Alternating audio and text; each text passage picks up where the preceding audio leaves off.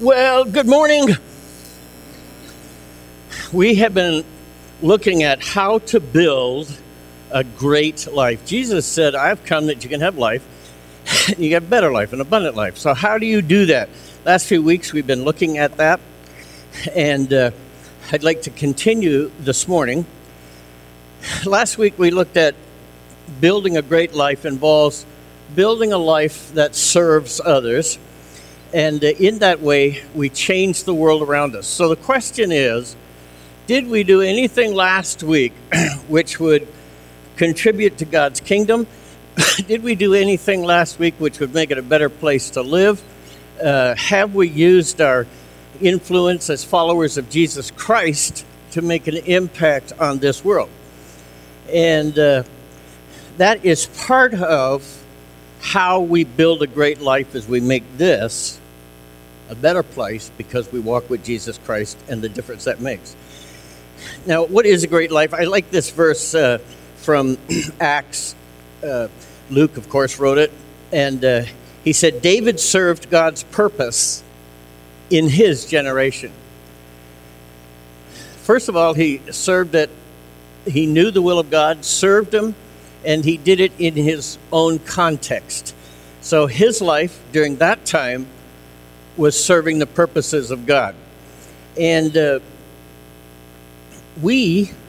that needs to be our epitaph as well, which is, what was he known for? He was known for serving God to his generation, and those around him felt the influence and impact of God through his life.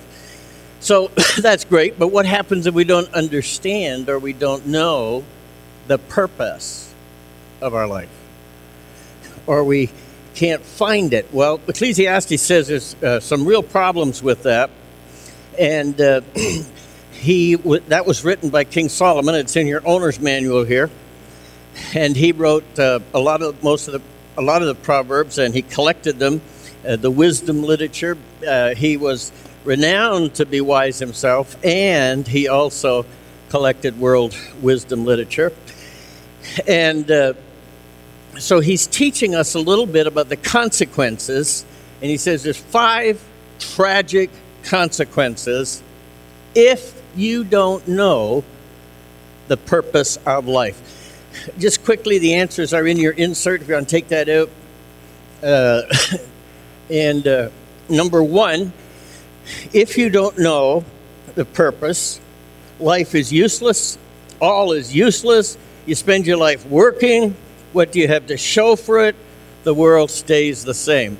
As you wind down your life, you recognize you really have not contributed anything. Nothing matters. Why bother? The second thing is, if you don't have a purpose, life appears to be tiresome. And he uses the life becomes cyclical. It goes over and over again. Speaking of cyclical, I think I saw Christmas stuff in the store. Didn't we just take down our decorations? 11 months? Boy, he says life gets cyclical. But anyways, the sun rises, the sun goes down. The wind blows round and back again. The rivers flow to the sea. The waters return where the seas began, and it starts all over again. Everything leads to weariness. It's an endless cycle. And you feel like you're on a rat race in a wheel. And it's just, I've seen this part of the wheel before. You can win the rat race. Unfortunately, you're still a rat. But he says that's what it feels like to not have purpose. Business Week sent out a survey a little while ago, and the question was, what's the number one answer to the question, how are you doing? You guys guess? How are you doing? Fine. Next liar, stand up. How are you doing? Great. Actually, the number one answer was, I'm tired. We live in a culture of fatigue. A lot of that can come from the repetitive. I told you when I was bleeding internally, I went to the doctor and I said, I'm tired. And for 20 years, they didn't listen to me. Why? Because everybody was into his office says they're tired. And the fact that I was tired, take a ticket, form a line, we live in a culture of fatigue. Now, that can be a byproduct of not having a sense of purpose to your life. Third thing is, it seems unfulfilling. Here Solomon writes, no matter how much we see, we're never satisfied. No matter how much we hear, we're not content. History merely repeats itself. And so there's a restlessness in us. Back when TV was a thing, and TV's not a thing much anymore, but the average person used to click his clicker about 325,000 times in his lifetime. Some people, I may have been one of them, that was about an annual count, but why? It's just sort of looking. Now, how do you, the thing in the internet is, if you try to communicate, how do you stop the scroll? Looking through the stuff. How do you catch people's attention? And so there is a search, a discontent internally. And one of the reasons Solomon is saying that life can seem unfulfilling.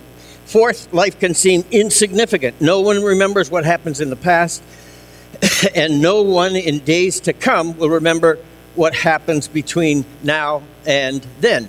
It's called the certainty of ambiguity. Life is insignificant. When you went to college, most of the campuses have these buildings with people's names on them, right?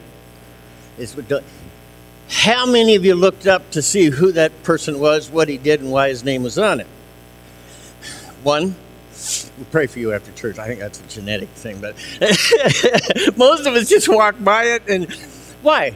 We don't care. Who cares about who's got their name? The person who paid a lot of money to put his name on the building. That's who cares. Other than that, it's gone. The person came, person's gone. They usually ask him if he's still alive to come to the building and to be part of the ribbon cutting ceremony. And after that, 10,000 students walking by don't know him. Quite honestly, don't usually care. Just whatever. Solomon is saying you can live a life that seems insignificant. Lastly, your life can feel like it's out of control. You can't straighten out what is crooked, and you count on things being there. I don't know about you, but have you ever tried to straighten out a relationship when the person didn't want to have a relationship? You can't control anything. You can't make a person fall in love with you. You can't make a person fall out of love with you. It's just, there is so much. You didn't choose your birth. You didn't choose your death. And there's a whole bunch of stuff in between that you have no control over. And if you don't have a purpose, a direction, and a reason, you almost can slip back into a fatalism, whatever comes, whatever. But those who follow Jesus Christ and have purpose break out of that kind of thinking. Now, here again, we have a place. Every week we talk and we contrast how the culture in which we live works and how Jesus Christ works and what he teaches us. I think it was interesting, a guy named Moorhead started 45 years ago a hobby of writing important people, scientists, psychologists, and psychiatrists, and physicists. And basically he said to everybody, kept writing and writing, and now he's the head of Department of Philosophy in Indiana, so apparently it was a good hobby. But he would write them and he would say, tell me your understanding of the meaning and purpose of life. Here's some answers. Isaac Asimov said, as far as I can see, there is no purpose to life. Carl Jung, who you study psychology, you know what his position is. I don't know what the meaning or purpose of life is, but it looks as if there was something meant by it. Arthur Clarke, 2001, his answer was, I'm afraid I have no concrete ideas about what the purpose of life is. Albert Ellis, who is a psychiatrist, as far as I can tell, life has no special or intrinsic meaning or purpose. Gerald Frank says, in the cosmic sphere, I see neither purpose nor meaning to life. Gorney said, I doubt there is one. Gasp said, there is no meaning to life. Thomas Nagel said, I'm afraid the meaning of life still eludes me. And Joseph Heller, my favorite answer, I have no answers to the meaning of life, and I no longer want to search for it. parentheses, out of sight was quit asking me these questions. All right, so it's interesting that in the culture we live, there is a very ambiguous to non-existent reason for life. And it's no wonder that at the same time as we move away from God and purpose, there's a rise in suicides. I've not had as many suicides in the first 45 years, funerals, as I have had this year. There's an increase. Suicide is the number 2 killer of our teens now. It has gone up by a huge percentage point in 10 years. Why is that? The life that has no purpose, why would you be going through it if there's no reason to suffer inconvenience, depression, or things not going right? If there's no purpose to it, just get out of it. And so when it comes to removing God out of the picture, it reduces the options that are available for the reason you live.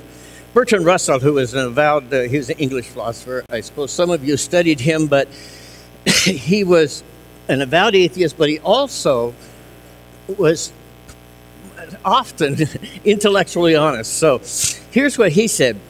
He said, if you don't believe in God, there are severe consequences to it. Unless you assume a God, the question about life's purpose is meaningless. So if you're going to be an atheist and you ask why you're alive, there is no answer. Freud basically said the same thing. He said, the idea of a purpose stands or falls with the religious system. The only way to understand why we were created is to understand it in the context of a God. So here, what we find out is that outside of God, the intellectual understanding of life tends to be bankrupt. If you find that you are kind of a random chance being, and the reason people like Jim and I are so darn good looking is because it's just by chance. I mean, it's random. And I'm sorry about what happened to your genes. I mean, really.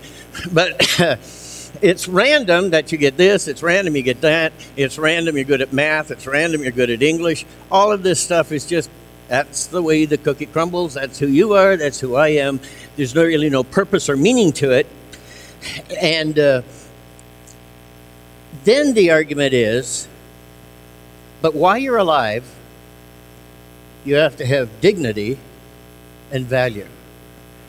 Excuse me, if there's no purpose to life and I have no reason to be here, how do you assign dignity and value to something that has no reason for existence? And the doublespeak that comes out through removing God from the equation of life is profound. So what do you do? Well, you can try to make up a reason for life. Try to make up a purpose. It's called existentialism, but it kind of, I have a reason for my existence, kind of a survivalist thing. Another group would say the reason for life is to perpetuate life. In other words, we have another generation so that they can have another generation, and it's important for the purpose of our life to have kids so their kids can have kids. In fact, that well-known theologian, he's quoted often, that's rapper Ice-T, is quoted as saying, you never got him in your seminary, but the reason we are here is to reproduce, chill out and reproduce, and keep the species alive. Profound words from Ice-T. And so we have no purpose except to create more life, whose purpose is to create more life. I think another purpose people who follow existentialism would be to, when you hollow out that, the purposes people make up for life, I'm sorry, it's just doublespeak. It's just unsatisfying and really quite hollow. And someone will say, my purpose, they don't use the word existentialism, but they say, I'm into sports, or I'm into politics, or I'm into whatever. And so what's the purpose, and what are they getting thrills out of, or what gives their life value? It would be whatever they're into. And people literally try to create something to give meaning for the purpose they're here. So here is what we have written for us in the owner's manual. And the deal is this. We were created and wired to have as the central focus of our life the existence of God in our life. And if we are unable, or if we don't, we are an incomplete creation. Can I say it that way? It's kind of like a three-legged stool is very stable. If you don't acknowledge the mind, body, and spirit, that three-legged stool will sit still on rough ground.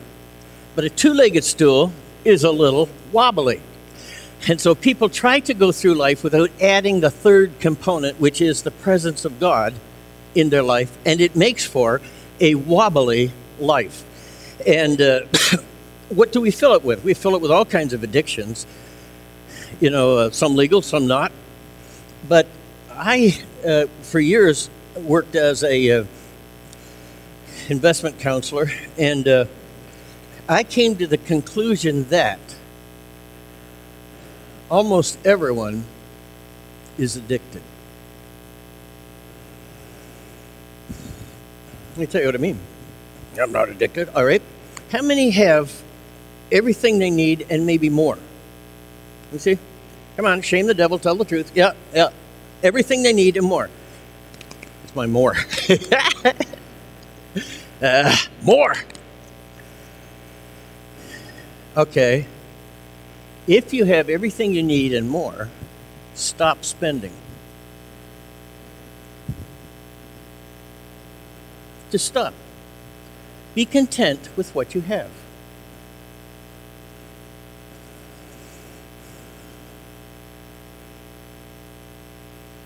You can point out the time that a person's going to have to declare bankruptcy. You use a spreadsheet and a graph. And they will not stop spending. They will fly their life to the crash site. Why? Most people in this culture are addicted to the standard of living, and they can't stop spending. And that, unfortunately, is pretty widespread. If we do not find new life in the presence of God through Jesus Christ, and you try to build your life on a two-legged understanding, you're going to have a wobbly life. When we add the way we were created to, the presence of God in our life, in a proper way, rather than having a religion, we have a relationship, it stabilizes everything in our life. A second alternative, find a purpose of life is just to escape it. If it feels good, do it. By the way, when I grew up, we had a saying, if it feels good, do it. Anybody else growing up have that? Yeah. If it feels good, do it. And that was a hedonism, but just anything to ease the pain of knowing that when I go to sleep tonight, I got no reason to get up tomorrow. Just distract me somehow. Third option is, and I would recommend this one, and that is to find out and understand and fulfill your purpose for your life. God has a very specific purpose for each of us. Now take out your insert again and let's read this verse. What is the purpose of life? Have you got that? What is the purpose of life? Now I'm going to ask you to read this out loud with me. Long ago, even before he made the world, God chose us to be his very own through what Christ would do for us. His unchanging plan has always been to adopt us into his own family by sending Jesus Christ to die. He always intended, before he created the universe, he had you in mind, and he was moving towards the place where we could be in relationship to our Father, who is also the Creator, in such a way that it was family. He wants us not to be strangers, but to be in a very close relationship. And he created you to come into a family relationship with him, to love you, and then us learn how to love him. And, well, isn't everybody part of God's family? Actually not. Everybody may be created by God, but not everybody is a child of God, and not everybody is a family of God. And it says that his unchanging purpose from the first was to adopt us to his own family by sending Jesus Christ. So in the end, it comes down to, how did you interact with Jesus Christ will determine whether you are a family member or on the outside. And so, first of all, he did it to make it possible to love us, to relate to us, to have energy between us, and we are his children. And the psalm says we're the apple of his eye. He loves us to pieces the same way as you would love your children. Now, he goes beyond that. Not only does he want with us here, he wants us to spend eternity with him. So, you've heard of the circle of life, and you're watching these nature shows, and something gets killed and something, then it feeds everybody. And so that's the circle of life. It's a little bit of a Buddhist philosophy, and it makes a great song, Circle, and it also makes a great Disney movie, but it's not particularly consistent with our owner's manual. It says life is linear. It says we're going someplace. It acknowledges that everybody winds up somewhere. And this life is in preparation for somewhere. And life is moving towards a focus point, a purpose. Life is moving towards a climax. And at that point, he wants us to be with him forever. So Ecclesiastes says that he has planted eternity in our heart. And you have a very wobbly, unstable life without the presence, the third part of your life being the presence of God. So when you say, I'm going to live and die, 60, 70, 80, 100 years, that falls so far short of God's long-term plans, which last for eternity for you. So he has a long-term plan, and he uses this life in what do we take with us? You take your character, your kids, and we develop who we are down here, because although he does provide for us, although he says every good thing was created for your pleasure, he also teaches us that he's more interested in our character than in our comfort. And sometimes he allows us to go through very difficult periods of life to develop our character as we prepare ourselves to be with him. Have you ever been friends with anybody who never really got crushed by life? They just sort of bounced through it with a silver spoon in their mouth, and they never really got challenged until they just stumbled under the load. You ever been around one of those people? Everything was for them, everything was provided, they never had to, yeah? They're irritating, their answers are too short, they're one-liners, they have no idea how complex and painful life is, their advice is absolutely worthless because they've never been there. You and I are taken through difficult periods so that you can understand your life with the view of eternity. And as we go through these valley experiences, we come out the other side stronger and more prepared for a life of eternity with God. So how do we do this? We do this through a relationship with Jesus Christ and with our Father. How do you have a relationship with God? Same way you have a relationship with anybody else. You have to talk to them. Men, that's the bad news. And have a good marriage, you got to talk and listen. Mainly listen. So here, It's the same thing with God. When Linda and I were dating, she lived, I was working about 90 miles or so away from her. And so every weekend, as soon as I finished up work, went to the dorm, showered, and down to see Linda. Every weekend, I spent time with her. And I would put on my A.J. Cale 8-track, pop that puppy in there, and 75 minutes, just as it came off, I was pulling off the ramp in her. No, it wasn't 90 miles, really. It was a long way somehow. I spent every weekend with her because I wanted to be with her, and I could make it happen. Why don't we spend time with God? I don't think it's that important. And we may not really be in love with our relationship with God. And the consequences of not spending time with God probably weren't half as bad as if I'd have decided not to drive to Belleville and see Linda.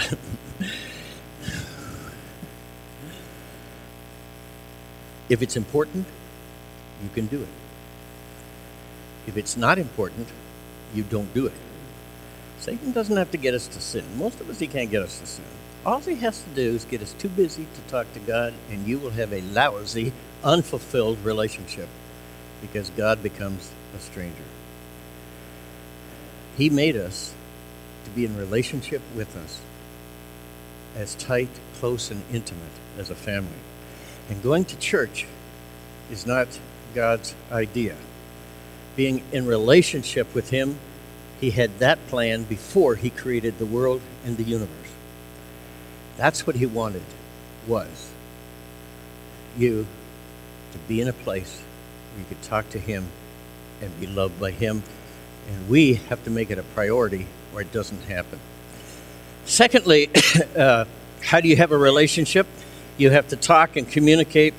And so this thing that we're going through, Focus on the Future, where we're getting ready to move the ministry ahead another generation, part of it is, as we go through this process, to spend an increased amount of time with God.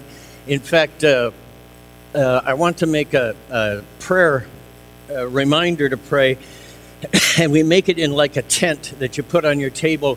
And why do we do that? We do that because it keeps falling off, and you pick it up, and you got to remember to pray. Or you put it on the dash of your car, and it falls on the floor, and you got to pick it up.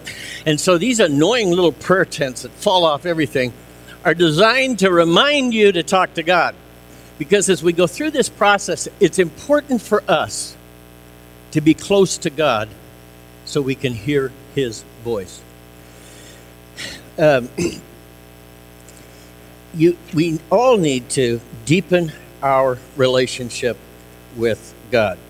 Now, here we have a prayer reminder, and if you take your insert out,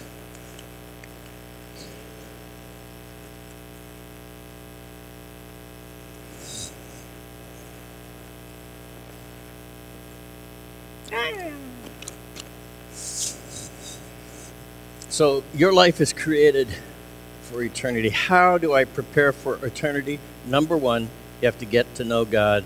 In order to do that, you got to spend time with God.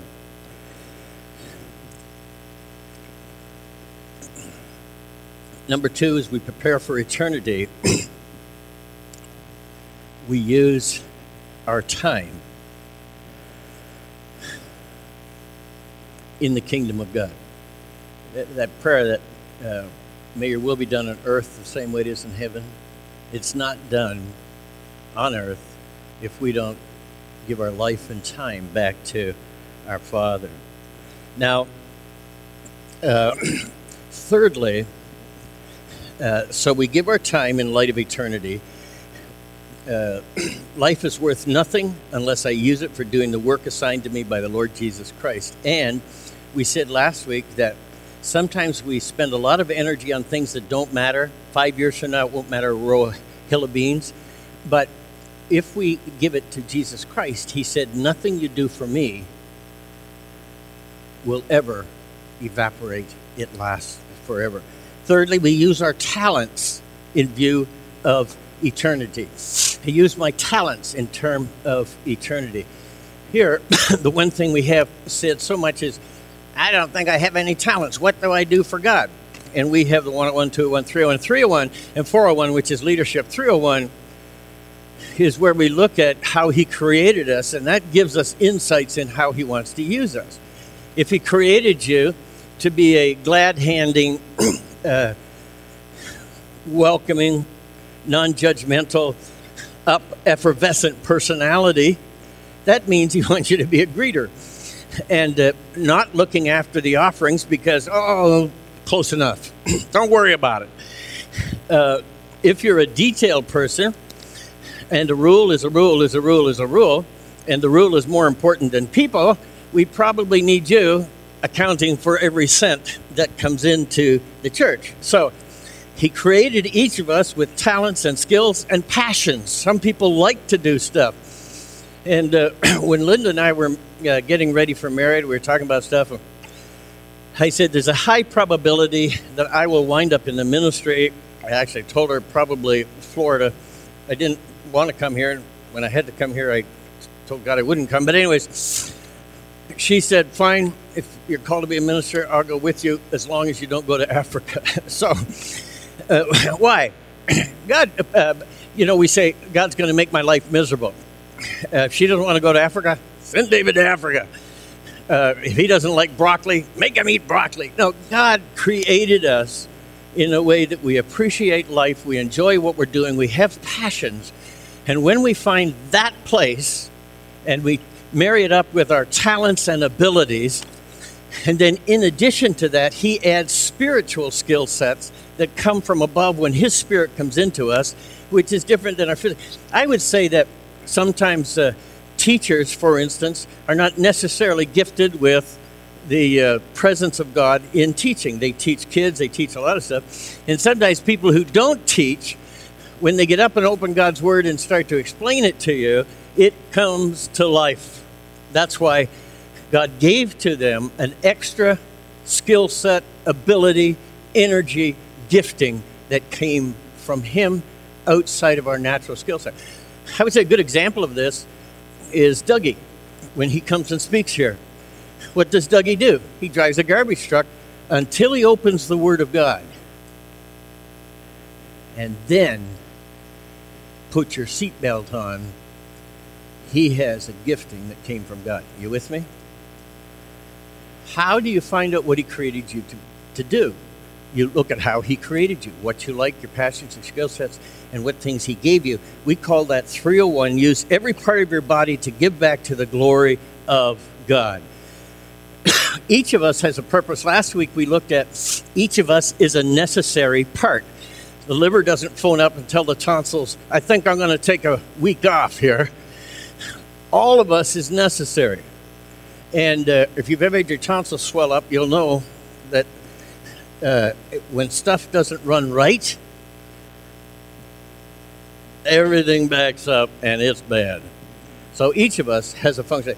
Fourthly, we use our treasure in view of eternity. In other words, our life is not 60, 70, 80 years and that's it. And so that everything ends at that point.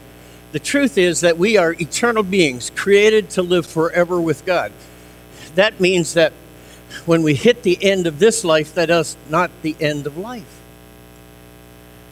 And it's interesting as people are coming down to the end of the life and they're getting ready to move from this life to the next. One of the scriptures that we use at funerals is that the things that are seen are temporal. Jesus is saying if you can see it, it ain't lasting. Only those things which are unseen, our spirit, are eternal. And so as we sit with the families, time after time, there's a transition that goes on in the person who's about to pass away. They lose interest in current events, newspapers, even politics. The things of this world don't motivate them. And they're laying there, and they're making sure that they distribute whatever they have, whether it's a lot or it's a little, they're giving it away. Why? It has no value. What are you going to do with it? It's too much to put it in the casket, and it should be a huge casket, to bury you in a truck. Yeah, bury you in a moving van. You can't take anything with you. And everything here is of non-value there.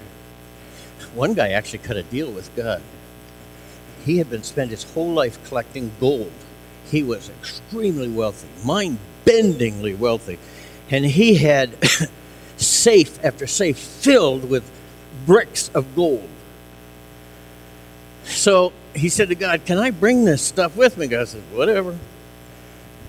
So he gets to heaven and he's pulling this huge wagon load of gold bricks into heaven. St. Peter turns to the angels and he said, look at that. The guy brought paving stones up to heaven. Why would he do that? How do we put it into context? If the American dollar was supposed to fail, and we knew that in 12 months we're going to go to, let's say, a world currency, and they already have a formula for that, just thought I'd share that, and we knew that within 12 months, American money would be good for starting a fire, but it would have no value to buy anything. Are you tracking with me? I think when that happened in Argentina, they were taking wheelbarrows of money down to buy a loaf of bread. It totally lost its value. So as we're going through this inevitable devaluing of the American dollar, you are sacrificing, you're not doing much with it, but turning it into future dollars. Does that make sense? You would buy property or something that would be around after the devaluation of this currency and the evaluation of that currency happened. And if it was going to happen, say, by next November, the closer the time came, the more we would want to be putting ahead and the less we would want to have on hand. You know what I mean?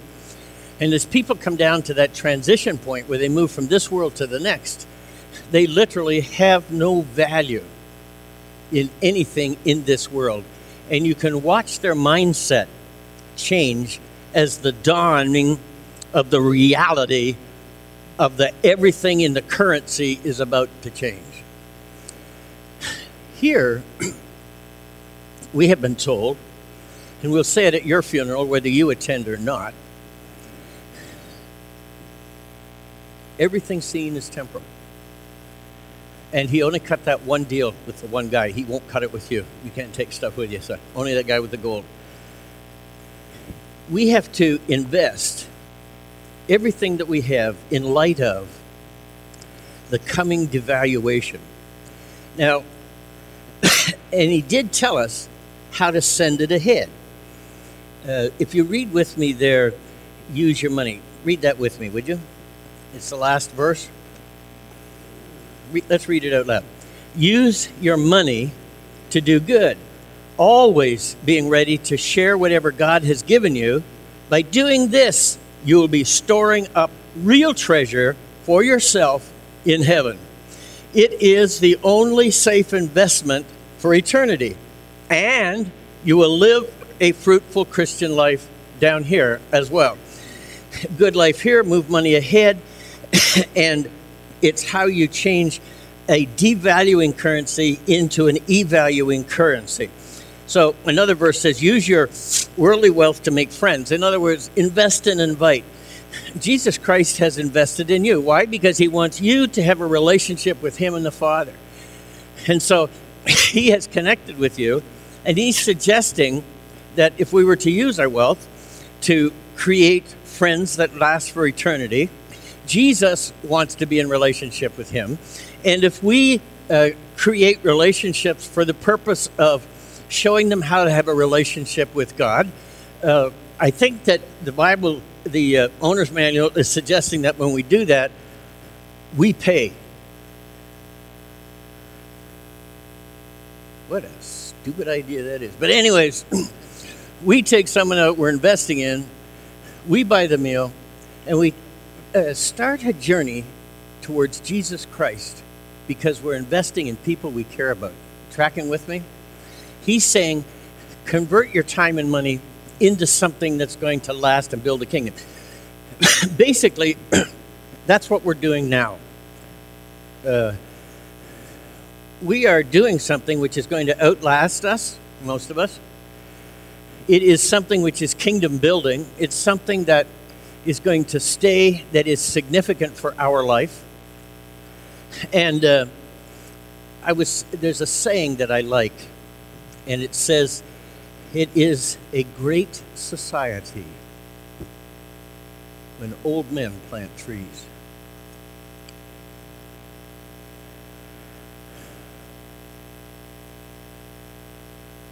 This is our moment, regardless of our age, to plant something for the next generation.